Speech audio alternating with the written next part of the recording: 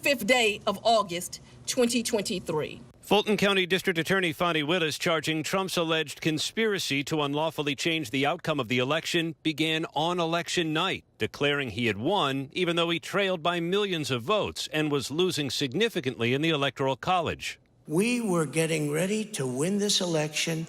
Frankly, we did win this election. The sprawling racketeering indictment unspooling a relentless 9-week pressure campaign, including 11 phone calls from Trump to Republican officials, including this one to Georgia Secretary of State Brad Raffensperger. So, look, all I want to do is this. I just want to find 11,780 votes, which is one more than we have, because we won the state. The man who allegedly set up that call, then White House Chief of Staff Mark Meadows, facing charges too. So, Mr. President, everybody is on the line, and just so this is Mark Meadows, the Chief of Staff. Today, Raffensperger reacting to the indictment, saying the most basic principles of a strong democracy are accountability and respect for the Constitution and rule of law. You either have it or you don't. The pressure campaign, just part of the alleged conspiracy. Prosecutors say it also included a plot to recruit bogus electors, going so far as to send false votes to Washington. Other defendants charged with breaching voting equipment and stealing data, including ballot images, voting equipment software, and personal voter information. Trump's former lawyer, Rudy Giuliani, who as a young prosecutor pioneered using racketeering laws to bust the mob in New York, now charged with being part of a criminal enterprise himself. The indictment pointing to his vicious personal attacks on 2 poll workers, Ruby Freeman and Shay Moss, falsely claiming they were stealing ballots. Quite obviously, surreptitiously passing around USB ports as if they're vials of heroin or cocaine. Today, Giuliani defending himself. I'm indicted for being his lawyer. I never thought I'd ever get indicted for being a lawyer.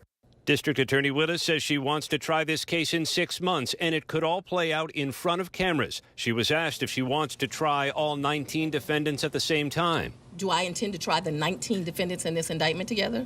Yes. All 19, all at once. Aaron Katersky joins us now from Atlanta. And Aaron, when can we expect to see Donald Trump and his co-conspirators in court?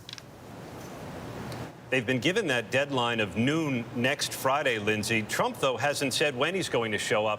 Whenever he does, it's going to be because of his own words. The indictment mentioning those 11 phone calls trying to strong-arm Republican officials. Though I have to tell you, Lindsay, the Republican governor of this state, Brian Kemp, was emphatic today, saying in a social media post that the 2020 election in Georgia was not stolen. And Aaron, former White House Chief of Staff Mark Meadows has already filed a motion to move this case to federal court. But if they do stay the course, how is it different in Georgia when it comes to possible pardons? Yeah, a presidential pardon certainly wouldn't apply to state charges. And here, a governor can't even do it. In this state, it's up to a parole and pardons board. And even then, a convicted felon would need to serve at least 5 years of a sentence before even applying, Lindsay. All right, Aaron Katersky for us, reporting in from Atlanta. Thanks so much, Aaron. The former president is now facing felony charges in 4 states, as well as 2 civil trials, all while running for president. ABC's Rachel Scott is here now, fresh from Iowa. So, Rachel, we're talking about, you have debates, you have, he's going to be on the campaign trail, all butting up against potential court appearances. How is this all going to all play out? And this is the exact question that I asked the former president when I was in Iowa. I asked him if he's prepared to spend more time in a courtroom than he is going to spend on the campaign trail, because right now you have his legal calendar, you have his political calendar. These 2 are on a collision course. So he has to surrender over to authorities by August 25th. That is just 2 days after the first Republican presidential debate. And then you have the January 6th case. You have the special counsel, Jack Smith. He's pushing for that trial date to start January 2nd. That's 2 weeks before the Iowa caucuses.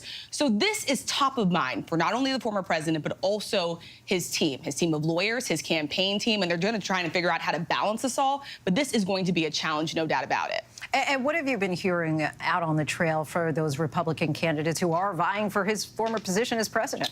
At this point, they're staying away from criticizing him. So many of them are hesitant to go after the former president because they know, looking at these polls, that he's still very popular. So they don't want to have to turn away any of the voters that they may need to clinch the Republican nomination. So in the short term, we're seeing that this has had little effect on Donald Trump's campaign. He's still the front runner in this race. He still has the lead. But in the long term, we're looking at how he's going to balance all of these court dates, the trials, possibly a televised trial for the American people to see. I could tell you from the voters that I talked to on the ground in Iowa, some of them said they love Donald Trump, they love his policies, but they think he has too much controversy and too much baggage. All right, it'll be interesting to see how it all plays out. Rachel Scott, our thanks to you as always. Thanks. And now we want to take a close look at how that Fulton County indictment came together and what we can expect as the case proceeds. For that, we're joined now by former Georgia prosecutor Chris Timmons. Chris, thanks so much for joining us. You've worked closely with one of the attorneys on this case, John Floyd, who was there right next to the DA during that announcement last night. He may play a big role in drafting that indictment. Explain his approach here. Yeah, so John Floyd's a RICO expert. He literally wrote the book on state-level RICO charges that's used across the United States by attorneys who work under the RICO statute, either civil or criminally. John had a huge role in the Atlanta Public Schools case, which was an indictment that was very similar to the indictment that was returned yesterday. John was the principal architect on that document, although I don't think John's spoken publicly about whether he drafted the Trump indictment or not. The similarities between the two would seem to suggest that John wrote that indictment. He's absolutely brilliant, one of the best lawyers in the city of Atlanta. He doesn't get paid by the district attorney's office to work for them. He does it as something that he thinks is a public good. He's a volunteer. And you've spent 17 years prosecuting RICO cases in Georgia. Many of us might associate RICO charges with mobsters, but is this an unusual approach for prosecutors in this case? Not really. I mean, RICO nowadays is used a lot in gang cases, criminal street gang type cases. So right now, Atlanta has the YSL case going on, the Young Thug case, and that's an example of using the RICO Act as a gang prosecution tool. But it's also used both on the federal level and on the state level in more traditional white collar type crimes. For example, the admissions cheating scandal, where the wealthy parents were paying to have their children admitted to highly selective universities. That was a RICO indictment brought by the federal government. Kwame Kilpatrick in Detroit is another example of a politician being prosecuted under the RICO statute. So used to be just for mobsters, and now it's predominantly used everywhere else. In fact, I think the federal government's been pretty effective in cutting down on La Cosa Nostra, so they're using it as a tool elsewhere. The same as state-level prosecutions. Based on what you know about this case, how difficult do you think it's going to be to get a conviction? So I think it's not so much the charges that matter, but rather it's the defendant. You're taking on the president of the United States. A huge percentage of the population are going to vote for him regardless of what he's charged with. And that's not just at the ballot box. That's going to be in the jury room as well. So obtaining a conviction against him is going to be difficult in all four courts in which he has charges pending. As far as proving the case, I think logistically it's going to be a little tricky given the number of acts that are charged, and trying to keep the attention of the jury will be difficult. But keep in mind, this is the same district attorney's office, a number of the same attorneys who were able to keep jurors interested and got convictions in the Atlanta Public Schools cheating case, which was also a RICO. So I think the difficulty really is going to be the popularity of Donald Trump and overcoming that. We're talking about a 98-page indictment involving 19 defendants, 41 separate criminal charges. You've pointed out that some of those charges are a bit unusual. Take us through those and why you think that they were included here. Sure. So, I mean, some of them were like, I've never seen impersonating a public officer before. And the other thing is a number of the charges were brought as conspiracy charges as opposed to the underlying claim, which probably means that they were unsuccessful in bringing them. But that's really the unusual piece. The other thing that's unusual compared to a normal Georgia indictment would be the size of this indictment. I mean, I've tried murder cases that were 6-page long indictments, and each of those pages were a half page long. 96-page indictment, 161 acts of racketeering racketeering activity, that is a massive document. And so really what's going on, and the reason why they brought it as a RICO was to be able to link up all 19 defendants to each other through the RICO conspiracy. And that's actually John over Fonnie Willis's right shoulder that we're seeing now. Do you expect some of the defendants to plead prior to this going to trial? Yes, absolutely. I think it would be unusual for all 19 to want to go to trial. There's going to be a number of folks that, when the prospect of serving 20 years in prison is brought to them, are going to want to enter a plea to possibly probation in the case and then decide to cooperate with the district attorney's office. However, I think something that's unusual about this case compared to other cases is you have a number of high-profile individuals who were charged in the indictment. And when you're going after somebody who's high-profile, they're very guarded about their reputations. And sometimes for them, a loss of reputation by admitting to criminal conduct is worse than going to prison. I've had that situation come up in a RICO case that I tried. Really interesting insight there. All right, Chris Timmons, we thank you so much for your time. Thank you very much. I appreciate the opportunity. For more now, let's bring in former Congressman John Katko. Congressman, thanks so much for coming back on. Let's continue down this road of the indictments. You prosecuted RICO cases for more than 20 years and then ran for public office. The RICO case, as it's laid out, do you think it's tailored to make a political statement as well as a legal one? I don't know if it's made for a political statement. I can only tell you from a legal standpoint, it's got a very traditional trajectory. It's got count 1, which alleges RICO conspiracy, then 40 counts that follow it that all could be individual trials but are rolled into this trial. So really, it's a very simple case in one respect. It's not complicated. And it really boils down to one question, and that is, did former President Trump and the others conspire to unlawfully change the outcome of the election? That's it. We know that they tried to change the outcome of the election. The only question really is, was it unlawful? And these acts are designed to argue that it is unlawful. So in my mind, it is logically laid out. It's the way I would lay out an indictment of that sort. And when I did RICO cases, you took the least culpable and the most culpable and you put them all together in one case. If in fact they were an organization or an enterprise of sorts, and there was a pattern of activity that seemed to be reflect the RICO laws, and then you try it, and that's what happens. And I think that's what this indictment reflects. The DA, Fonnie Willis, made some damning comments last night as she announced the charges.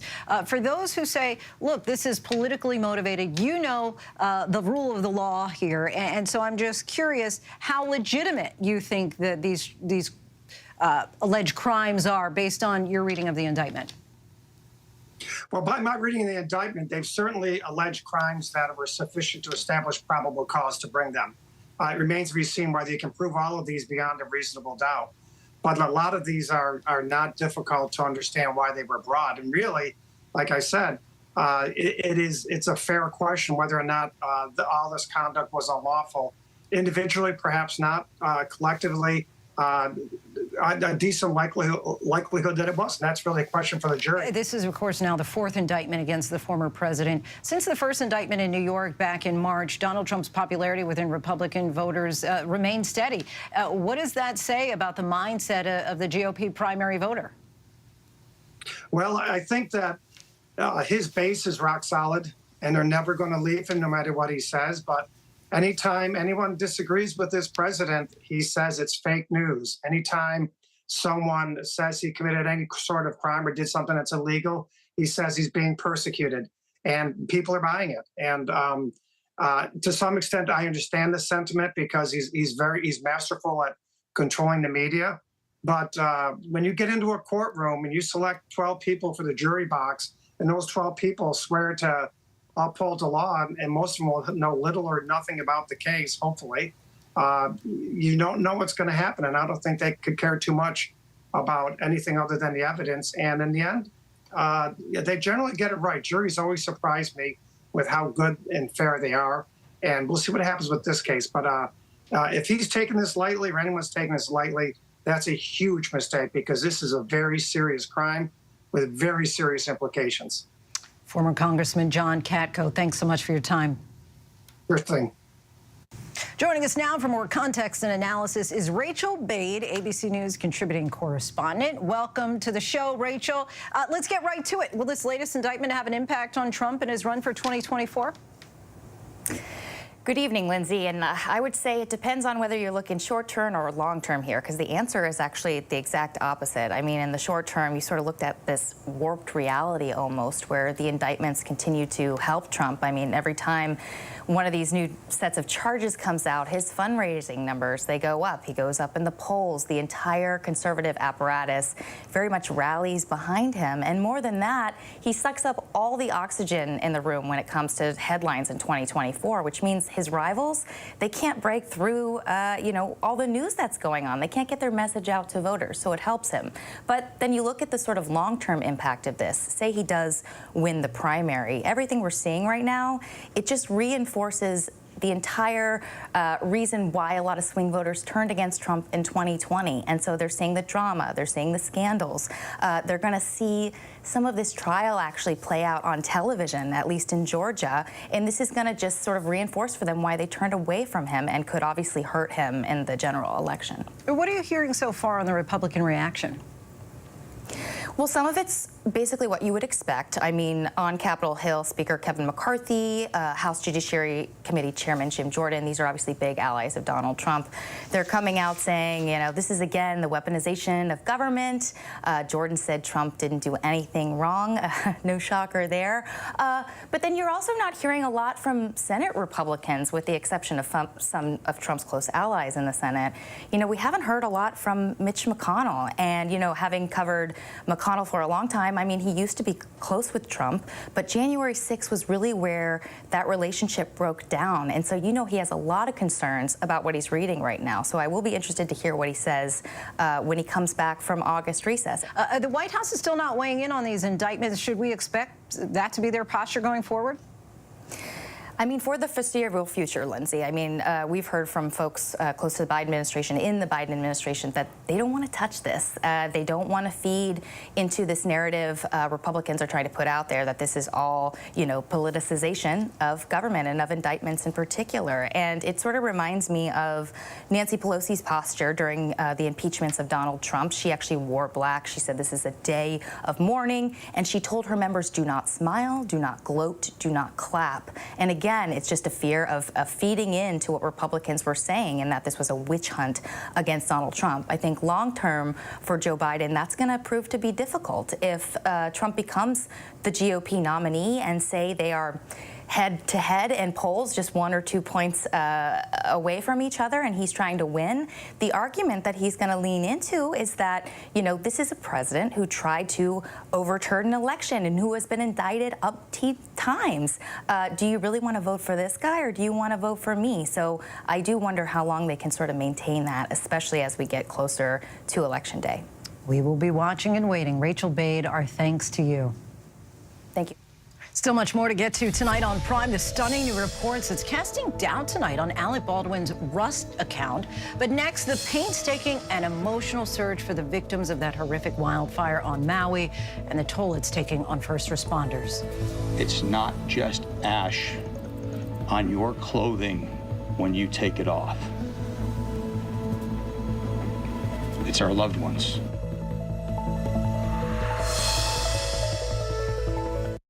Whenever news breaks. The crush of families here in Poland. Here in Kentucky, no match for the tornado. From Monterey Park, California, on the ground in Ukraine. Reporting from Uvalde, Texas. ABC News Live is right there everywhere. From the scene of that deadly missile strike in Dnipro, Ukraine. Reporting from the earthquake in Turkey. From Charleston, South Carolina, on the 2024 campaign trail. From Kathmandu, Nepal. In Truckee, California, covering record snowfall. Traveling with the president in Mexico City. Wherever the story. Here at this airport in Tampa, it's already shut down. Reporting from the nurses on the picket line. Reporting from Jerusalem. Here at 10 Downing Street in London. Streaming live to you. Wherever the story is. Wherever the story is. Wherever the story is. We're going to take you there. You're streaming ABC News Live. ABC News Live. You're streaming ABC News Live. ABC News Live. Streaming free everywhere. America's #1 streaming news. first thing in the morning. There's a lot going on. Everybody in that home is okay. To catch you up with what happened overnight. We are here at fashion's biggest night out. What's happening today? YouTube has unveiled a new set of policies. What people are talking about, the new ad campaign. Fast, straightforward. With some fun in between. A real-life Barbie dream house. A name change for the Wienermobile. First thing in the morning. America This Morning. America's #1 early morning news. On ABC News Live. All right, here we go. You ready? Let's do it. Yes, it's the show America wants and America needs right now. This is What Would You Do? Let's go. How are you? Yes. So what will you be watching Saturdays on ABC News Live? What would you do? Hey, I guess I just found out. The What Would You Do Marathon, 2 to 6 Eastern, every Saturday on ABC News Live. My favorite show. Welcome back. We want to get to some of the other major news of the day, starting with the desperate search for the missing and for needed supplies after the firestorm in Maui. Those searches continue today as several of those killed are starting to be identified. ABC's Whit Johnson is there with more.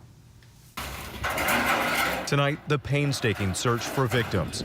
With hundreds of people in Lahaina still unaccounted for, Maui's police chief emotional, describing the grim search for the missing.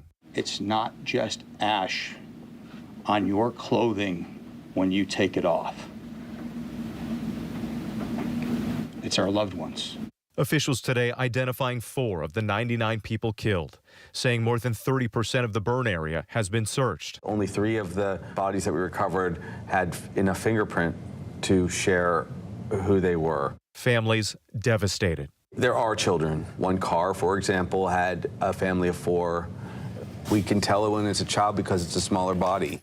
Among the missing, 79-year-old Maurice Bouen, known as Uncle Shadow to his friends. It's very painful. His nephew, Uluvehi Guerrero, and brother Ernest Bouen giving DNA samples to assist authorities. That fire came so fast that I don't know if if he got away. The family says Maurice was giving updates to his daughter in California until suddenly communication stopped. You're hoping that he's somewhere safe, and yet also too in the back of your mind that you probably need to be prepared for the worst.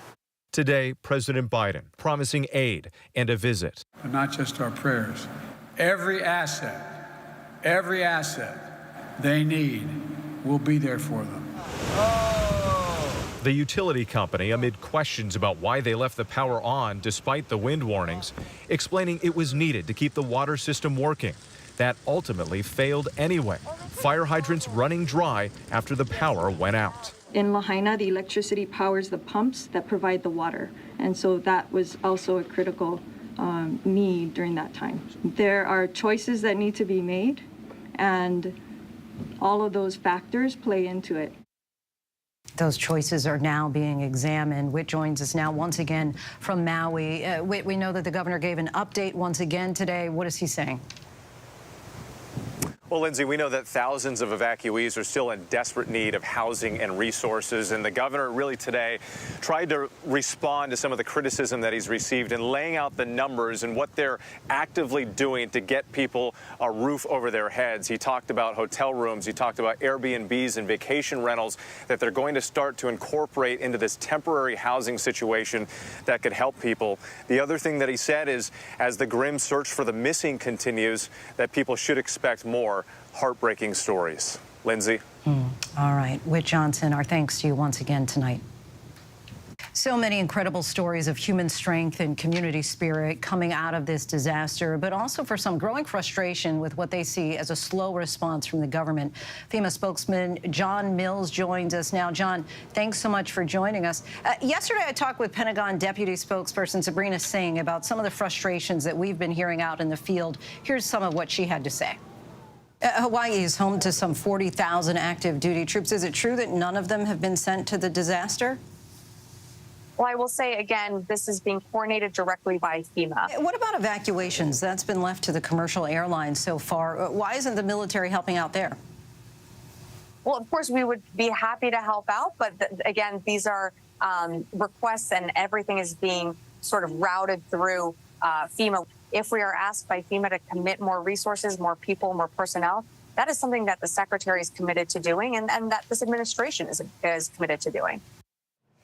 So as you see there, pretty much every answer was, well, this has to do with FEMA. You have to ask FEMA. You have to ask FEMA. So just today, we do know that FEMA did approve some of these missions for active duty military, but many are asking, why did it take so long?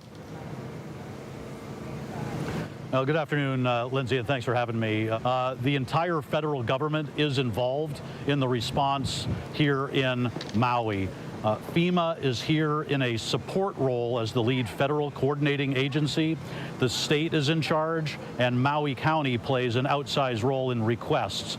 Maui County may make requests to the state, and FEMA stands ready to support those requests that go to the state. You know, I guess I'll fold a bunch of questions all into one. We're hearing a number of complaints from people, starting with saying the search and rescue efforts are taking too long. Want to kind of get a sense of who's responsible for that. How can that process be done more quickly? We're hearing that a lot of people, as far as the housing that you were talking about, people are saying they can't get online because the power and internet is still down in much of West Maui, and so they're having a problem with that. And so who does the buck stop with? Who ultimately is responsible? Because again, when we were talking to the Pentagon, they were saying, well, it's FEMA, and talking to you, it sounds like you're saying, well, it's Maui County. So FEMA urban search and rescue teams are working in support of the local fire department. So if the fire department, for example, does not have enough search dogs, the request goes out, and we've brought in these urban search and rescue teams, including from Washington State and Los Angeles, to take part in those search and rescue and mostly, unfortunately, recovery efforts going on. So on your next part of your question, FEMA is already in direct communication with thousands of survivors who have contacted us by phone and online. That includes on mobile devices and the web. And we have already approved hundreds of households for federal disaster assistance, and that money is going to be direct deposited into people's bank accounts, mostly at this time for critical needs, to help them begin their recovery, people who have an immediate critical need directly related to the fires, and that's also going to help them start the process for recovery. And then the other thing we're doing is in coming days, we're going to open a disaster recovery center in partnership with the state and Maui County, and that's going to be a location where survivors can go and sit down and talk one-on-one with FEMA, the Small Business Administration, and other organizations that may be there about various types of disaster assistance to get their questions answered one-on-one. We're listening to local officials about where our staff can deliver the most good. And so that's why we work closely with the county to decide where our teams can be most effective in coming days. Understood. FEMA spokesperson John Mills, we thank you so much for your time. Next, a new round of severe storms is hammering the East Coast tonight from North Carolina to D.C., Philly, and the Jersey Shore. ABC's chief meteorologist Ginger Z is tracking it all for us. Hey, Ginger. Hey, last night it was the warm front. Now it is the adjacent cold front, or the attached cold front. So let's dive into it, because Columbia, South Carolina has already seen an 87-mile-per-hour wind gust, Lindsay, and they're going to see 70-plus mile-per-hour wind gusts with the extended warning or watches there in eastern North Carolina. Include the Outer Banks. Let's then talk about the heat, because, you know, New Orleans had 100-plus for 5 days in a row, which beats their all-time consecutive record again, because they already did it this year a couple times. They keep beating themselves. And then you go to the Pacific Northwest, where Portland, Oregon hit 108, which makes it the hottest all-time August temp on record. And then the red flag warnings are up, and you've got plenty of excessive heat warnings that go through the end of this week. That heat ridge goes east. So people who have been very cold, like Denver, have a really cool and wet summer. Yesterday, they even tied a record low at 49. They're going to get right back into the mid-90s this weekend. Chicago will start to perk up and get close to 90, feeling some summer by the end of the weekend as well. Lindsay? From 49 to 94 in Denver, just a flip of those numbers. All right. Ginger Z, our thanks to you. New details tonight, what North Korea is now saying about the U.S. soldier who crossed into that country. ABC's chief global affairs anchor Martha Raddatz is here now with more. Martha, what can you tell us? Lindsay, this is the first public statement from North Korea since Travis King bolted across the border on purpose in front of a crowd of tourists less than a month ago. The North Koreans now saying he has, quote, expressed his willingness to seek refuge in North Korea or a third country after experiencing inhumane treatment and racial discrimination in the Army. His family had told us something very similar just a few weeks ago, saying he was struggling during his deployment with racism. Remember, Travis King also spent 47 days in jail in South Korea after a fight and was facing discharge from the Army. And now the Pentagon is saying they will still try to facilitate his safe return. Lindsay? Really fascinating there. Martha Raddatz, our thanks to you. A new development tonight after the former football star whose life story was featured in the movie The Blind Side sued the family who they say adopted him. Now Sean and Leanne Toohey are forcefully pushing back. Here's ABC's Ariel Reshef. Do you have any place to stay tonight? It was the real-life story that inspired the Oscar-winning film The Blind Side, a homeless teenager taken in by a family who went on to become a first-round NFL draft pick. Go, Michael, go! The Baltimore Ravens select Michael Orr, offensive tackle, Mississippi. But tonight, Michael Orr, the football player portrayed in the film, says he was the one blindsided by the family he says never actually adopted him. In a new petition, Orr claims Leanne and Sean Toohey instead tricked him into signing a document making them his conservators, claiming the family negotiated a movie deal, profited themselves, but that he was paid nothing. Orr says he only learned of the situation earlier this year. Tonight, the Toohey family claims Orr threatened them as part of a shakedown and say that the idea that they ever sought to profit off Mr. Orr is not only offensive, it is transparently ridiculous. They claim the family gave him an equal cut of every penny received from The Blind Side. So conflicting stories here. Ariel Reshef joins us now. Ariel, what is Orr now seeking? Well, the family is saying that this arrangement wasn't a secret, but Orr is now asking the court to end that conservatorship, and he says he wants to be paid his fair share of any portion of the profits that the Tooheys may have made in his name, and he's also seeking unspecified punitive damages. Lindsay? Ariel Reshef for us. Thanks so much, Ariel. There are estimates that in 2023 alone, there were at least 72 incidents of gunfire on school grounds. But a shooting last January at Rich Neck Elementary School in Virginia shocked many. The shooter, just 6 years old.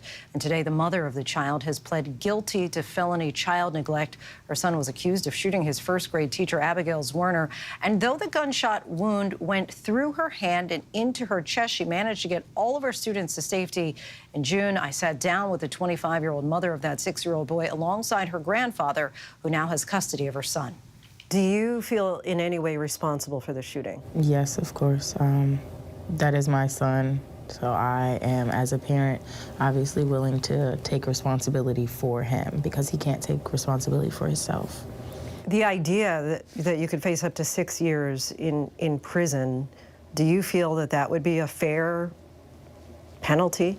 I mean, of course, I don't believe that that is fair, but anything for my baby. Still much more to get to. The harrowing rescue caught on camera in Florida. And with equal pay day just around the corner, how much does caregiving set mothers back? We take a look by the numbers. With so much at stake, so much on the line, more Americans turn here than any other newscast. ABC News World News Tonight with David Muir, America's #1 most watched newscast across all of television. This is ABC News Live. The crush of families here in Poland. At refugee centers in Putin's Russia. On the ground in Ukraine. Close to the front line. From the capital. Destructive Cat 4 storm. You're along I-5. Boston is in the bullseye. Let's go. ABC News Live, America's #1 streaming news. Anytime, anywhere. Streaming 24/7 straight to you for free. Thank you for making ABC News Live America's #1 streaming news. From America's #1 news comes the all-new ABC News app. Breaking news, incredible video, faster, smarter, and customizable to your interests. If you love being in the know, you're gonna love this. Experience the all-new ABC News app. Download it now. This is an unbelievable story. She was so excited. It was going to be a beautiful wedding. 911. Oh my God, I don't think he's alive. Molly Watson's body was found wearing her engagement ring. I never would have thought that I would have been going to her funeral that next week. They've got to break the bad news to Molly's fiance. This is a story about a man who was living a double life. There's one piece of smoking gun evidence. It's not a gun, it's a cell phone. 2020, Friday night on ABC. First thing in the morning. There's a lot going on. Everybody in that home is okay. To catch you up with what happened overnight. We are here at fashion's biggest night out. What's happening today? YouTube has unveiled a new set of policies. What people are talking about, the new ad campaign. Fast, straightforward. With some fun in between. A real-life Barbie dream house. A name change for the Wienermobile. First thing in the morning. America This Morning. America's #1 early morning news. On ABC News Live. It was the ideal marriage. Little did I know I was married to a man who had done something so horrible that it would devastate our lives forever. Teacher of the Year is now charged with sex crimes. Only on Hulu. He was living a double life. The shocking story behind a #1 true crime podcast. Prostitutes, escorts. He even cheated on me the week of our wedding. Betrayal, the perfect husband. He had a lot of fantasies. Now streaming only on Hulu. When I got sent to Idaho to cover the murders of 4 college students, it was a story that didn't make any sense. 4 students stabbed to death in their beds while 2 roommates were home. You gotta think to yourself, okay, who's the target and how many people would a man go through to get to his target? I'm Kana Whitworth with ABC News. This is the story of savage murders, a determined small-town police force, and a scholar of crime. This is the King Road Killings. The full series is out now. Listen to every episode wherever you get your podcasts. This is where the newsmakers come first in the morning to be heard. America's #1 morning show. How would your mom feel about your relationship with your brother now? I can't imagine what it feels like to go from $20 billion to $100,000. Yeah. Are you worried about going to jail? You write that you had low-grade depression. How'd you get out of that? Wherever the story, ABC's Good Morning America is right there. Reporting from the earthquake in Turkey, I'm David Muir. Wherever the story, we'll take you there. You're streaming ABC News Live. Welcome back, everyone. Tomorrow is Mom's Equal Pay Day. That's the day that marks how long the average U.S. mother had to work to make what Dad did in 2022. For the occasion, we're taking a look at how caregiving sets women back financially by the numbers. $627 billion a year. That's how much more moms in the U.S. would make if they got paid for their caregiving work. Here's the breakdown. Women spend, on average, 52 minutes a day caring for children and other family members. That's according to an analysis by the National Partnership for Women and Families. If their caregiving work were compensated at the average wage of $14.55 an hour for child care workers or home health aides, women would bring in an extra $4,600 a year. Add to that the so-called motherhood penalty. That's about $8,000 a year that moms lose out on with the birth of their first child, according to an analysis of 800,000 earning reports over the last 20 years. Then there's the gender wage gap. Women who worked full-time earned 84 cents to their male counterparts' dollar in 2021. And for part-time and seasonal workers, the gap widens even further to 77 cents to the dollar. That gap is narrowing, but slowly. It's estimated to last until at least 2056. And we still have much more ahead on Prime tonight. Midnight in Paris, the embarrassing moments for tourists caught after hours inside the Eiffel Tower. Also, we hear from one of the best acts in comedy who's talking about the importance of his new serious project. And the cosmic question mark. Astronomers baffled over one mysterious star. But first, a look at our top trending stories on abcnews.com.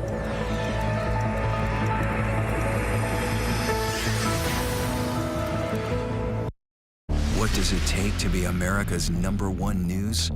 It takes asking the straightforward, tough questions. Do you believe that Donald Trump should ever be president again? How would your mom feel about your relationship with your brother now? I can't imagine what it feels like to go from $20 billion to $100,000. Yeah. Are you worried about going to jail? You write that you had low-grade depression. How'd you get out of that? The news-making interviews. You said that there were 6 friends. One of them was sick. Yeah. Do you have future political aspirations?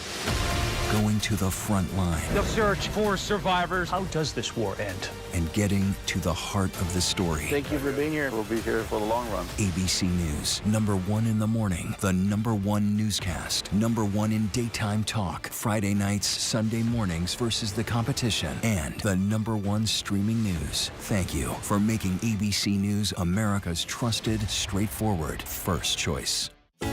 First thing in the morning. There's a lot going on. Everybody in that home is okay. To catch you up with what happened overnight. We are here at fashion's biggest night out. What's happening today? YouTube has unveiled a new set of policies. What people are talking about. The new ad campaign. Fast, straightforward. With some fun in between. A real-life Barbie dream house. A name change for the Wienermobile. First thing in the morning. America This Morning. America's #1 early morning news. On ABC News Live. This is ABC News Live. The crush of families here in Poland. At refugee centers. In Putin's Russia. On the ground in Ukraine. Close to the front line. From the capital. Destructive Cat 4 storm. You're along I-5. Boston is in the bullseye. Let's go. ABC News Live, America's #1 streaming news. Anytime, anywhere. Streaming 24/7, straight to you for free. Thank you for making ABC News Live America's #1 streaming news. When I got sent to Idaho to cover the murders of 4 college students, it was a story that didn't make any sense. 4 students stabbed to death in their beds while 2 roommates were home. You gotta think to yourself, okay, who's the target and how many people would a man go through to get to his target? I'm Kana Whitworth with ABC News. This is the story of savage murders, a determined small-town police force, and a scholar of crime. This is the King Road Killings. The full series is out now. Listen to every episode wherever you get your podcasts. Get ready, America, every Friday. The hottest trends, styles, and must-have. What's the right stuff to buy right now? I really love that. It's time to buy the right stuff. Yes. And save big time, too. The right stuff. Fridays on GMA. You're going to love it. This is ABC News Live Prime. Thanks so much for streaming with us. Live reporting, breaking news, exclusives, award-winning, powerful, eye-opening. ABC News Live Prime with Lindsay Davis, streaming weeknights. All right, here we go. You ready? Let's do it. Yes, it's the show America wants and America needs right now. This is What Would You Do? Let's go. How are you? Yes. So what will you be watching Saturdays on ABC News Live? What would you do? Hey, I guess I just found out. The What Would You Do Marathon, 2 to 6 Eastern, every Saturday on ABC News Live. My favorite show. Welcome back. Tonight, a new report is casting doubt on Alec Baldwin's story of what happened on the Rust set, a harrowing car rescue caught on camera, and a cosmic question mark. These stories and much more in tonight's Rundown.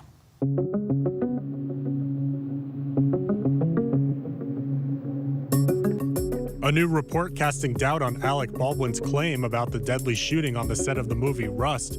Baldwin insists he never pulled the trigger when the gun fired, killing cinematographer Helena Hutchins. Prosecutors in New Mexico say a firearms expert has determined the trigger had to be pulled or sufficiently depressed at the time. Charges against Baldwin were dropped. No word on whether they will try to file new charges.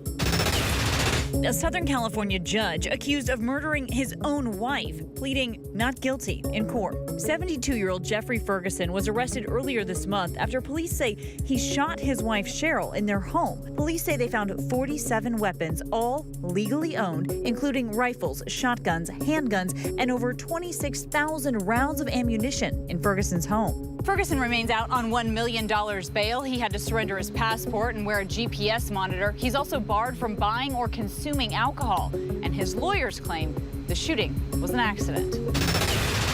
A man trapped in his burning car on the side of the road was rescued by quick-thinking deputies from the Orange County Sheriff's Office in Florida.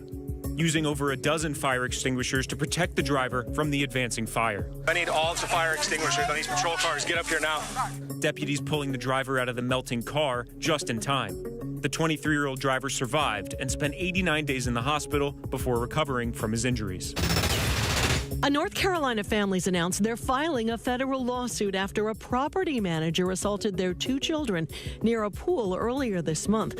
According to 11-year-old Jace Erie, Kimberly Jennings, the 62-year-old property manager of the complex, struck his sister, and when he retaliated, Jennings hit him too, pouring a can of Coke on him and hitting him with the bottle. Jennings was arrested and charged with 2 counts of simple assault on a child under 12. ABC News reached out, and Jennings did not provide any details on the status of her case.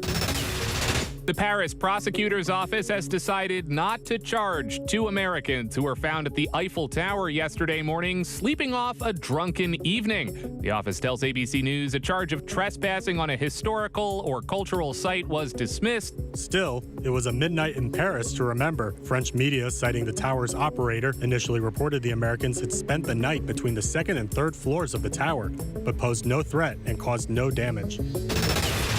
A recent image from the James Webb Telescope is provoking questions in more ways than one. A close look at the image, released by the European Space Agency, appears to show the shape of a glowing question mark. While the exact cause of this apparent question mark is still a question, Space.com, citing the Space Telescope Science Institute, says the shape could be coming from distant galaxies merging, and that the red color means the galaxies are particularly distant. Space.com also reported it might be the first time this cosmic question mark shape has been spotted.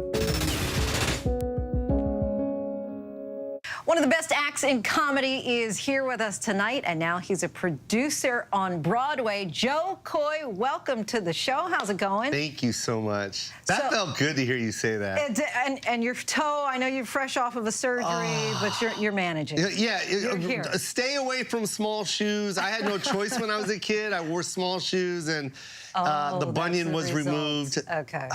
Not a good feeling. So you got a lot going on in addition to recovering from surgery. You're on a tour fresh off of your Broadway producer debut. Thank you. Before we get into that, I want to take a look.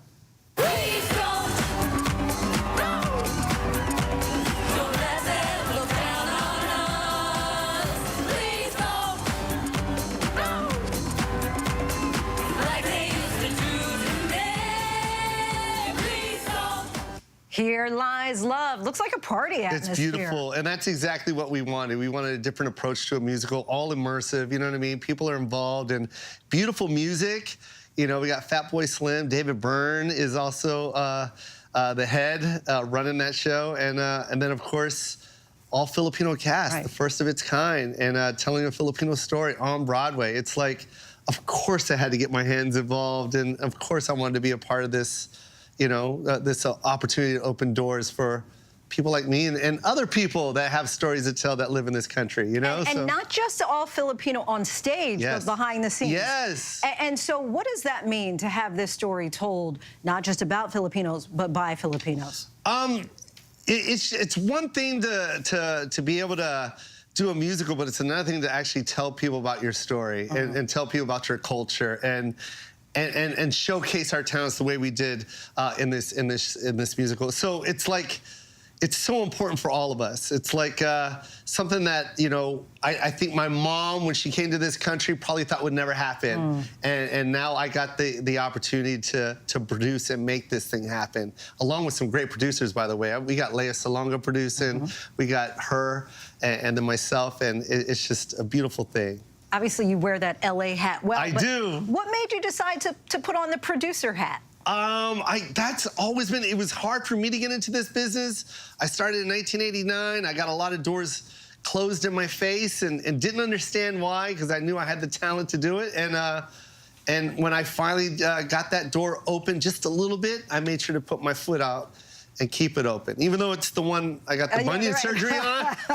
But I want to keep that door open because I know how hard it is, and you just need somebody that can give you that opportunity to help.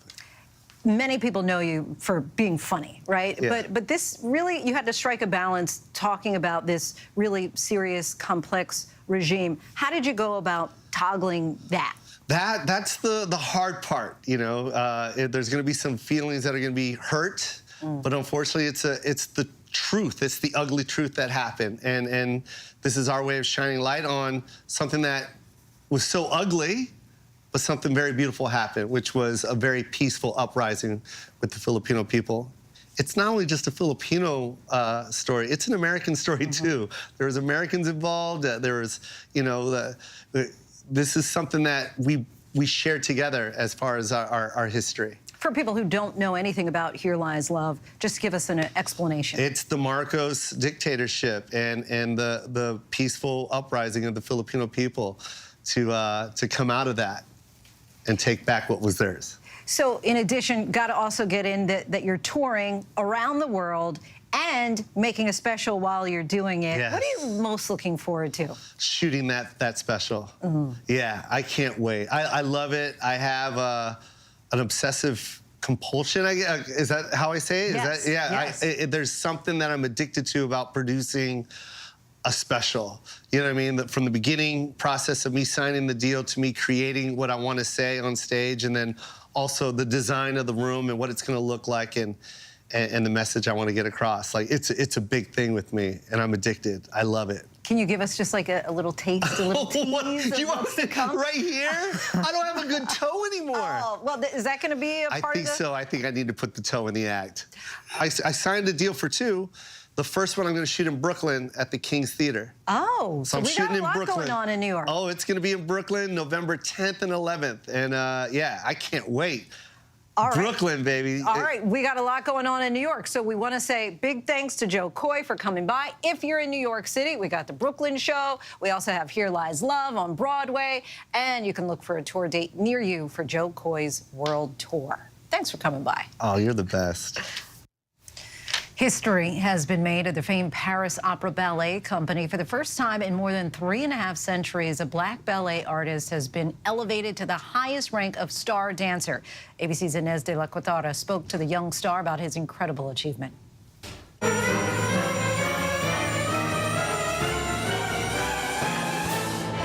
It's just incredible to me, like, to be at this place at this age and to carry like this weight. Guillaume Diop's artistry on stage is magical, powerful, majestic. This past March, the 23-year-old was elevated to the highest possible rank within France's prestigious Paris Opera Ballet Company, becoming the first black danseur étoile, or star dancer, in the company's 354-year history. Founded in 1669, the Paris Opera Ballet is the world's oldest national ballet company, home to greats such as Sylvie Guillem, Sayun Park, the first Asian star ballerina, Mathieu Guignot, and of course the legendary Rudolf Nureyev, its most notable director and chief choreographer. Diop, born in Paris to a French mother and Senegalese father, began dancing at 4 years old. At 12, he enrolled in the Paris Opera's ballet school program, which creates a path for dancers with immense potential to become an official dance company member. I loved ballet because it's very strict, very, very clear. But I really like to find how to express my emotion and how to be myself in such a very strict style of dancing. So that's my thing. At 16, enamored with the beauty and discipline of dance, Diop studied at the famed Alvin Ailey Dance Theater, an experience he says filled him with the confidence to forge ahead. It just felt good to be in a place where there's a lot of people that looks like me, that are great dancer with like very different bodies and style. Yeah, it was comforting for me. So when you were at Alvin Ailey, you said this teacher told you that your blackness was your strength. I asked her if she thought that I could be like a dancer, like a danseur étoile in Paris Opera, and she told me that of course I could, because like my blackness was something unique, and I had to use this like difference to be a better dancer. And during our interview, we surprised Guillaume with a FaceTime call from that very Alvin Ailey teacher. We have a surprise for you, Guillaume. We reached out to Graciela. Oh my God. I am so proud of you, because when I saw you being nominated as a dancer étoile, I started crying. I was in the subway. your light will carry a lot of people because a lot of dancers are going to look up to you. Like many artists, prompted by the global outrage over George Floyd's death at the hands of police in 2020, Diop became an activist. He, along with 4 other Paris Opera ballet dancers, seen here on the cover of France's Le Monde magazine, wrote a manifesto, shining a spotlight on what they considered discrimination and lack of diversity. Yeah, we were asking for proper makeup, hair products that were actually good for us, the thighs for the ladies, to stop doing blackface, and just to start thinking about how can we make Paris Opera a safer place. The Paris Opera Ballet published a diversity report and took action on several of their basic demands. As the saying goes, heavy is the crown for the newly appointed star dancer. And now you get to be a role model for so many little boys and girls. What's that like for you? It's amazing. It's a lot of weight and pressure, but I feel like it's a beautiful weight. I know that it's so important, and I'm very happy and grateful to be able to be that for other people. Our thanks to Inez for bringing us that story. And that is our show for this hour. I'm Lindsay Davis. Stay tuned to ABC News Live for more context and analysis of the day's top stories. Thanks so much for streaming with us.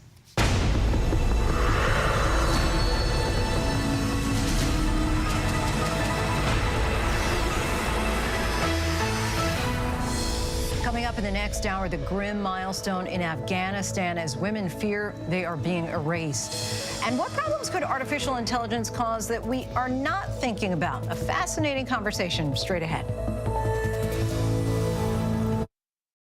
This is ABC News Live Prime. Thanks so much for streaming with us. Live reporting, breaking news, exclusives, award-winning, powerful, eye-opening. ABC News Live Prime with Lindsay Davis. Streaming weeknights. From America's #1 news comes the all-new ABC News app. Breaking news, incredible video, faster, smarter, and customizable to your interests. If you love being in the know, you're gonna love this. Experience the all-new ABC News app. Download it now. This is where the newsmakers come first in the morning to be heard. America's #1 morning show. How would your mom feel about your relationship with your brother now? I can't imagine what it feels like to go from $20 billion to $100,000. Yeah.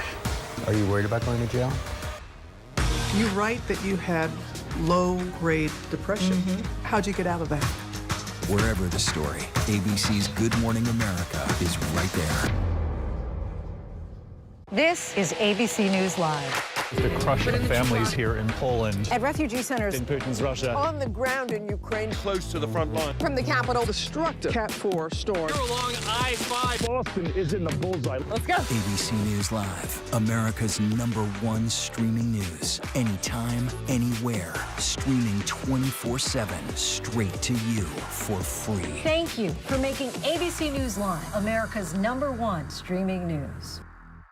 It was the ideal marriage. Little did I know I was married to a man who had done something so horrible that it would devastate our lives forever. Teacher of the Year is now charged with sex crimes. Only on Hulu. He was living a double life. The shocking story behind a #1 true crime podcast. Prostitutes, escorts. He even cheated on me the week of our wedding. Betrayal, the perfect husband. He had a lot of fantasies. Now streaming only on Hulu. All right, here we go. You ready? Let's do it. Yes, it's the show America wants and America needs right now. This is What Would You Do? Let's go. How are you? Yes. So what will you be watching Saturdays on ABC News Live? What would you do? Hey, I guess I just found out. The What Would You Do Marathon, 2 to 6 Eastern, every Saturday on ABC News Live. My favorite show. When I got sent to Idaho to cover the murders of 4 college students, it was a story that didn't make any sense. 4 students stabbed to death in their beds while 2 roommates were home. You gotta think to yourself, okay, who's the target and how many people would a man go through to get to his target? I'm Kana Whitworth with ABC News. This is the story of savage murders, a determined small-town police force, and a scholar of crime. This is the King Road Killings. The full series is out now. Listen to every episode wherever you get your podcasts. Reporting from Monterey Park, California, I'm Robin Roberts. Wherever the story is, we're going to take you there. You're streaming ABC News Live. Good evening, everyone. This is ABC News Live Prime. I'm Lindsay Davis. Thank you so much for streaming with us. We've got a lot of news to get to this evening, including the unprecedented tactic used to prosecute mobsters now being used on a former president, why this indictment could stick, and what it means for the 2024 election. Plus, the death toll rises in Hawaii as search and rescues continue days after wildfires ravaged the island of Maui. But could more have been done before the flames? And music for dogs? We bring you the inspiring story of how one little boy brought the gift of music to pets in need. But we begin with that sweeping new criminal indictment against former President Trump and 18 of his allies. And what comes next for a former president now facing 4 criminal indictments? Fulton County District Attorney Fani Willis made the announcement late last night. Trump is now charged with a conspiracy that began on election night after he declared he won, then plotted for months to reverse his loss. Trump and the defendants, who include his former chief of staff, Mark Meadows, and his former lawyer, Rudy Giuliani, have now 10 days to turn themselves in. So when might the trial begin? Aaron Katersky leads us off tonight from Georgia. Tonight, the clock is ticking for Donald Trump, given 10 days to surrender in Georgia. The former president charged with leading a criminal organization attempting to overturn the results of the 2020 presidential election. 18 of his lawyers, aides, and associates charged along with him. I am giving the defendants the opportunity to voluntarily surrender no later than noon on Friday, the 25th day of August, 2023. Fulton County District Attorney Fani Willis charging Trump's alleged conspiracy to unlawfully change the outcome of the election began on election night, declaring he had won even though he trailed by millions of votes and was losing significantly in the Electoral College. We were getting ready to win this election. Frankly, we did win this election. The sprawling racketeering indictment unspooling a relentless 9-week pressure campaign, including 11 phone calls from Trump to Republican officials, including this one to Georgia Secretary of State Brad Raffensperger. So, look, all I want to do is this. I just want to find 11,780 votes, which is one more than we have, because we won the state. The man who allegedly set up that call, then White House Chief of Staff Mark Meadows, facing charges too. So, Mr. President, everybody is on the line, and just so this is Mark Meadows, the Chief of Staff. Today, Raffensperger reacting to the indictment, saying the most basic principles of a strong democracy are accountability and respect for the Constitution and rule of law. You either have it or you don't. The pressure campaign, just part of the alleged conspiracy. Prosecutors say it also included a plot to recruit bogus electors, going so far as to send false votes to Washington. Other defendants charged with breaching voting equipment and stealing data, including ballot images, voting equipment software, and personal voter information. Trump's former lawyer, Rudy Giuliani, who as a young prosecutor pioneered using racketeering laws to bust the mob in New York, now charged with being part of a criminal enterprise himself. The indictment pointing to his vicious personal attacks on 2 poll workers, Ruby Freeman and Shay Moss, falsely claiming they were stealing ballots. Quite obviously, surreptitiously passing around USB ports as if they're vials of heroin or cocaine. Today, Giuliani defending himself. I'm indicted for being his lawyer. I never thought I'd ever get indicted for being a lawyer. District Attorney Willis says she wants to try this case in 6 months, and it could all play out in front of cameras. She was asked if she wants to try all 19 defendants at the same time. Do I intend to try the 19 defendants in this indictment together? Yes. All 19, all at once. Aaron Katersky joins us now from Atlanta. And Aaron, when can we expect to see Donald Trump and his co-conspirators in court? They've been given that deadline of noon next Friday, Lindsay. Trump, though, hasn't said when he's going to show up. Whenever he does, it's going to be because of his own words. The indictment mentioning those 11 phone calls trying to strong-arm Republican officials. Though I have to tell you, Lindsay, the Republican governor of this state, Brian Kemp, was emphatic today, saying in a social media post that the 2020 election in Georgia was not stolen. And Aaron, former White House Chief of Staff Mark Meadows has already filed a motion to move this case to federal court. But if they do stay the course, how is it different in Georgia when it comes to possible pardons? Yeah, a presidential pardon certainly wouldn't apply to state charges. And here, a governor can't even do it. In this state, it's up to a parole and pardons board. And even then, a convicted felon would need to serve at least 5 years of a sentence before even applying, Lindsay. All right. Aaron Katersky for us, reporting in from Atlanta. Thanks so much, Aaron. Now to Hawaii in the desperate search for the missing and for needed supplies after the firestorm in Maui. Those searches continue today as several of those killed are starting to be identified. ABC's Whit Johnson is there. Tonight, the painstaking search for victims. With hundreds of people in Lahaina still unaccounted for, Maui's police chief emotional, describing the grim search for the missing. It's not just ash on your clothing when you take it off. It's our loved ones. Officials today identifying 4 of the 99 people killed, saying more than 30% of the burn area has been searched. Only 3 of the bodies that we recovered had enough fingerprint to share who they were. Families devastated. There are children. One car, for example, had a family of 4. We can tell when it's a child because it's a smaller body. Among the missing, 79-year-old Maurice Buen, known as Uncle Shadow to his friends. It's very painful. His nephew, Uluvehi Guerrero, and brother Ernest Buen giving DNA samples to assist authorities. That fire came so fast that I don't know if if he got away. The family says Maurice was giving updates to his daughter in California until suddenly communication stopped. You're hoping that he's somewhere safe, and yet also too in the back of your mind that you probably need to be prepared for the worst. Today, President Biden promising aid and a visit. But not just our prayers. Every asset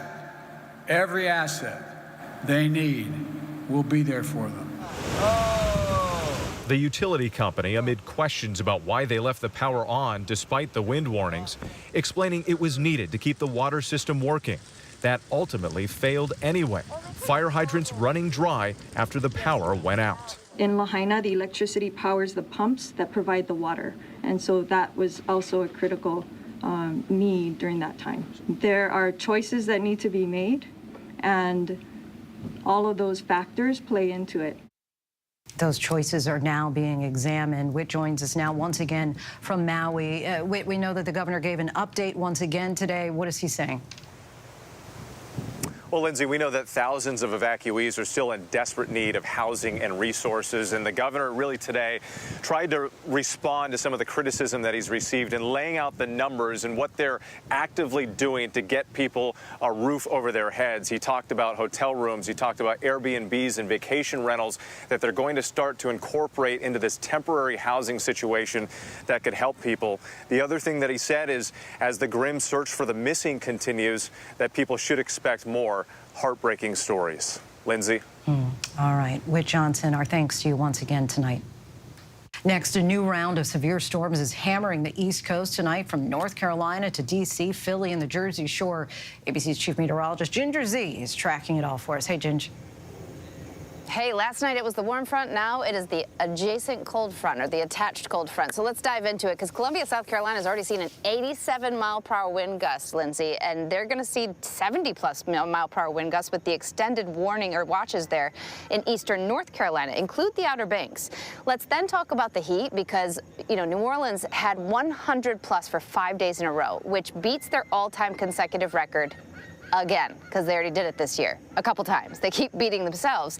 And then you go to the Pacific Northwest, where Portland, Oregon hit 108, which makes it the hottest all-time August temp on record. And then the red flag warnings are up, and you've got plenty of excessive heat warnings that go through the end of this week.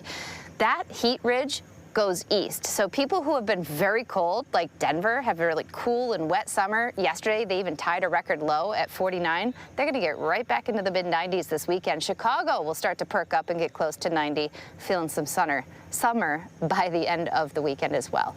Lindsay? From 49 to 94 in Denver. Just a flip of those numbers. All right.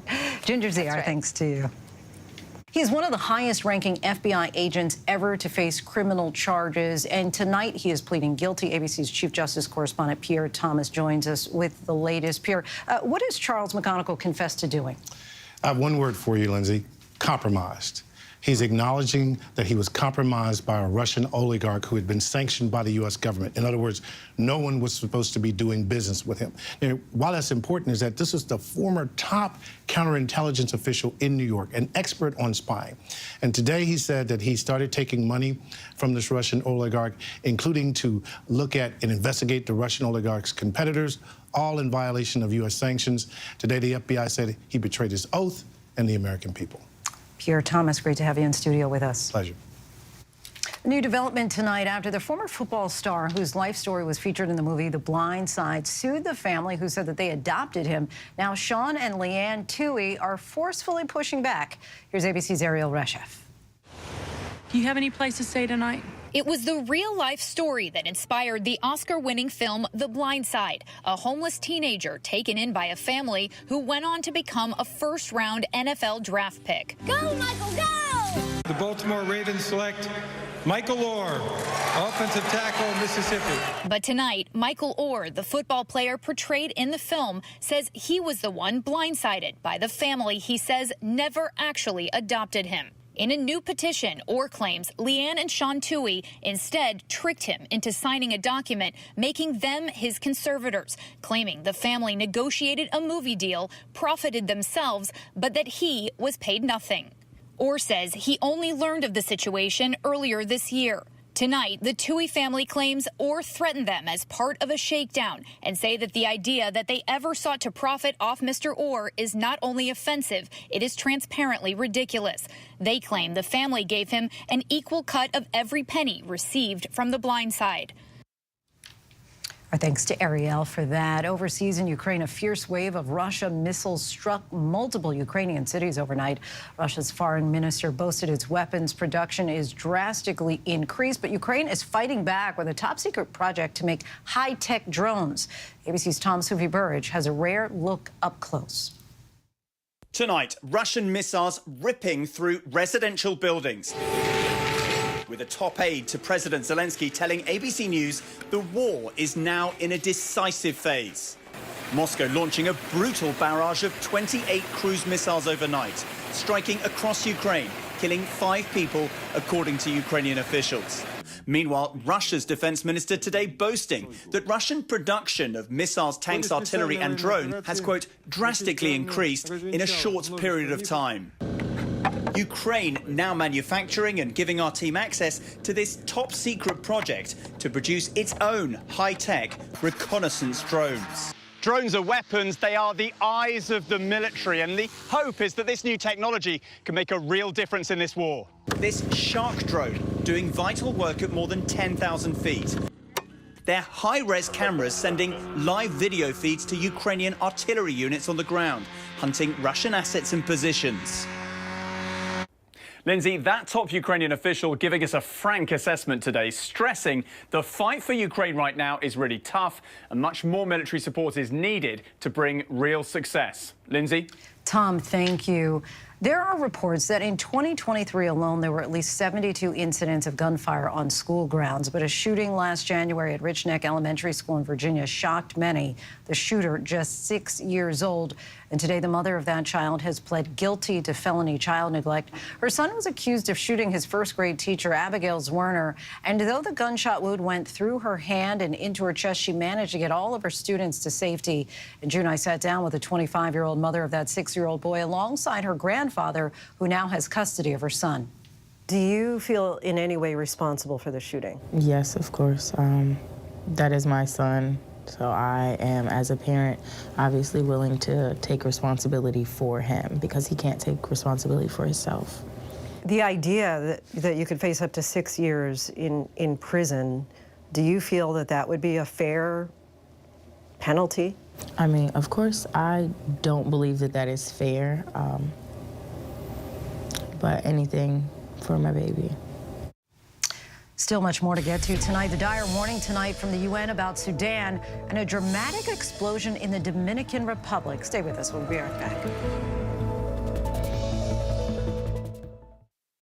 Whenever news breaks, to crush families here in Poland. Here in Kentucky, no match for the tornado. From Monterey Park, California, on the ground in Ukraine. Reporting from Uvalde, Texas. ABC News Live is right there everywhere. From the scene of that deadly missile strike in Dnipro, Ukraine.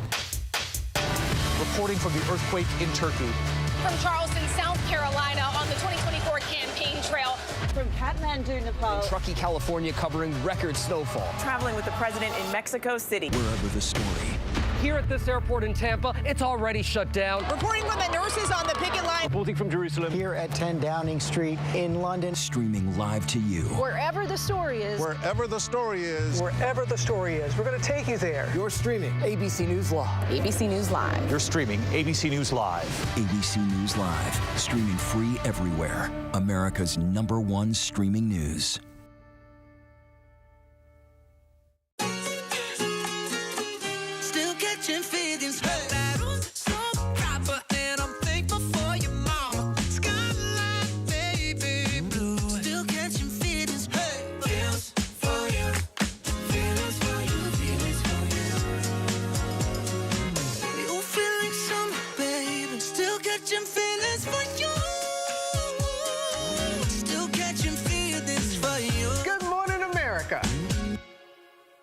All right, here we go. You ready? Let's do it. Yes, it's the show America wants and America needs right now. This is What Would You Do? Let's go. How are you? Yeah. So what will you be watching Saturdays on ABC News Live? What would you do? Hey, I guess I just found out. The What Would You Do Marathon, 2 to 6 Eastern, every Saturday on ABC News Live. My favorite show. Reporting from LaGuardia Airport, I'm Gio Benitez. Wherever the story is, we'll take you there. You're streaming ABC News Live. Welcome back. We're tracking several headlines around the world. In Afghanistan, the Taliban marked 2 years of its return to power today. Armed soldiers paraded down the streets of Kabul in military vehicles to commemorate the takeover. Since the Taliban's rise to power, the country has seen the least violence it's seen in decades, but it's come at a high cost for human rights, especially for women.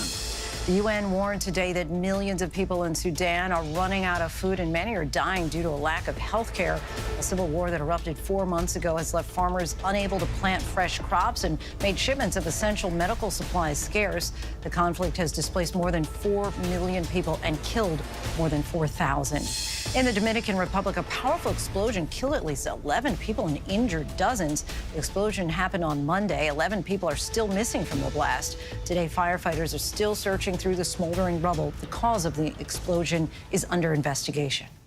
Artificial intelligence is one of the hottest topics in recent years, with more industries expanding their use of AI. But AI, as we know, is far from perfect. AI researcher and data journalism professor Meredith Broussard breaks down how social issues like racism and sexism can be built into tech programs. In her new book, More Than a Glitch, Confronting Race, Gender, and Ability Bias in Tech, Broussard dives into the impact of AI's deep-rooted problems. Meredith, thank you so much for joining us. Lindsay, so great to be here. Okay, so in the book, you talk about being diagnosed with breast cancer, and you learn at some point that AI had actually read your exam. What was your reaction to that? I thought it was so strange because I was depending on my doctors for care in this crisis moment of my life. And I thought, what did this AI find? How is it being used? And because I'm an AI researcher, I thought, who made this particular AI?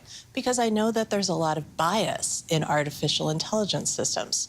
So I didn't do anything with this knowledge right away, but then after I was recovered, I went back to it, and I actually took an open source AI and ran my films through this open source AI in order to write about the state of the art in AI-based cancer detection. Do you think that this is something we're going to increasingly see in the medical world? I think that one of the things that researchers really want to do, that medical researchers really want to do, is they want to heal more people, and they want to diagnose more people earlier and more accurately. And the real hope is that AI will help with that. Is it going to happen anytime soon? No. Could it happen eventually? Maybe. What are the potential risks of AI being used in this capacity? One of the things that people often don't realize is that when you make an AI system, a machine learning system for something like breast cancer diagnosis, you actually have to tune it to have a higher rate of false positives or false negatives. So a false positive would mean that it says, oh, you might have cancer, when you don't actually have cancer, and it sends you for more testing. And a false negative would mean that it says, nope, no cancer here, but you actually do have cancer. So the cost of a false negative is much higher in medicine. And so these systems are actually tuned to have more false positives than false negatives, which means that it is quite often going to say, oh yeah, I think there might be a problem here. And then people are going to get referred for more testing, which, as many people know, can mean weeks or even months of waiting for additional tests and just being on the edge of your seat while you're worrying about this. Well, people at home are going to wonder, did you have a false positive? So I had really great medical care throughout my cancer experience. And I'm so grateful to everybody who took care of me. One of the interesting things about the AI that diagnosed me is that it's not actually used for diagnosis. It is used by the doctors at this particular hospital after they have already given their own diagnosis. Right, so it's like a backup tool. So the radiologist will enter in what they think the diagnosis is, and then they'll get access to the AI's results. And they can either ignore the AI's results, or they can use it to say, okay, well, maybe I'll go back and look at that area of concern again. So it's still in the hands of doctors. Nobody needs to worry that AIs are out there diagnosing people with cancer. And we're definitely not at the situation that a lot of people imagine, where it would be like a box that you kind of walk up to it and it scans you and tells you, yes, you have cancer, no, you don't have cancer. Like, that's not a reasonable scenario. Not today. Not today. I mean, I hope it's not ever like that, because I do not want bad medical bad news medically. I want that from a doctor. Right. I don't want it from a machine. Meredith, we thank you so much. Of course, this is a conversation that's going to be ongoing in the coming months and years ahead. Want to let our viewers know that her book, More Than a Glitch, Confronting Race, Gender, and Ability Bias in Tech, is now available wherever books are sold. And still to come, finding healing through music for some furry friends. When I got sent to Idaho to cover the murders of 4 college students, it was a story that didn't make any sense. 4 students stabbed to death in their beds while 2 roommates were home. You gotta think to yourself, okay, who's the target and how many people would a man go through to get to his target? I'm Kana Whitworth with ABC News. This is the story of savage murders, a determined small-town police force, and a scholar of crime. This is the King Road Killings. The full series is out now. Listen to every episode wherever you get your podcasts. With so much at stake, so much on the line, more Americans turn here than any other newscast. ABC News World News Tonight with David Muir, America's #1 most watched newscast across all of television. From America's #1 news comes the all-new ABC News app. Breaking news, incredible video, faster, smarter, and customizable to your interests. If you love being in the know, you're gonna love this. Experience the all-new ABC News app. Download it now. All right, here we go. You ready? Let's do it. Yes, it's the show America wants and America needs right now. This is What Would You Do? Let's go. How are you? Can I hug you? Yes. So what will you be watching Saturdays on ABC News Live? What would you do? Hey, I guess I just found out. The What Would You Do Marathon, 2 to 6 Eastern, every Saturday on ABC News Live. My favorite show. A 10-year-old boy in Houston is using his musical talents in a rather unusual way to soothe and comfort shelter dogs waiting for their forever homes. He calls his weekly program Wild Tunes, and he has big plans for his future. Look who's coming to play for you today. I started playing piano at age 4, and I started playing drums at age 5. It all started when I participated in the animals program at our local shelter, and I just really loved how the dogs relaxed, and knowing that when I play music for my dog Bozo, he just relaxes in the same way that the shelter dogs did. Houston Pets loved the idea. They welcomed me to play every week for the animals. Houston Pets Alive is a nonprofit rescue. Not only do we pull animals from the shelter's euthanasia lists, we work with other shelters, rescues, and municipal organizations to help them with pet resources and stability. And we weren't quite sure exactly how it was going to go with UV playing live.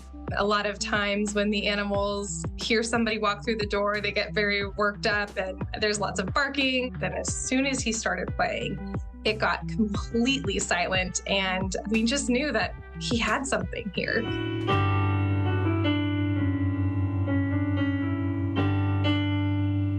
Right from a very young age, Yuvi's always been naturally drawn to animals. His famous saying is, "Mama, animals deserve as much love and respect as humans do." When he started coming, Elvis was here. Elvis had a lot of built-up energy throughout the day. Every time UV came in, Elvis started to wind down, realize that it wasn't time to bark at everyone, that he was able to find a home where he got to stay because of this endeavor that UV took on. Wild Tunes, it's a very genuine initiative. I mean, both volunteers and animal shelters stand to gain from it. I would like to take it national and make it a program where people can openly participate.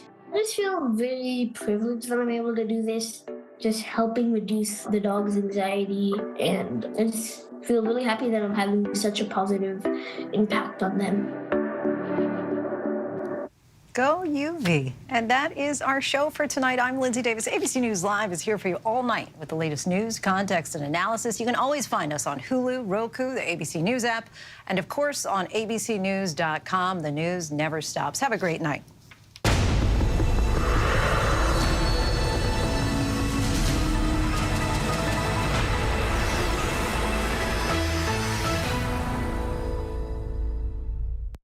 This is ABC News Live. The crush of family.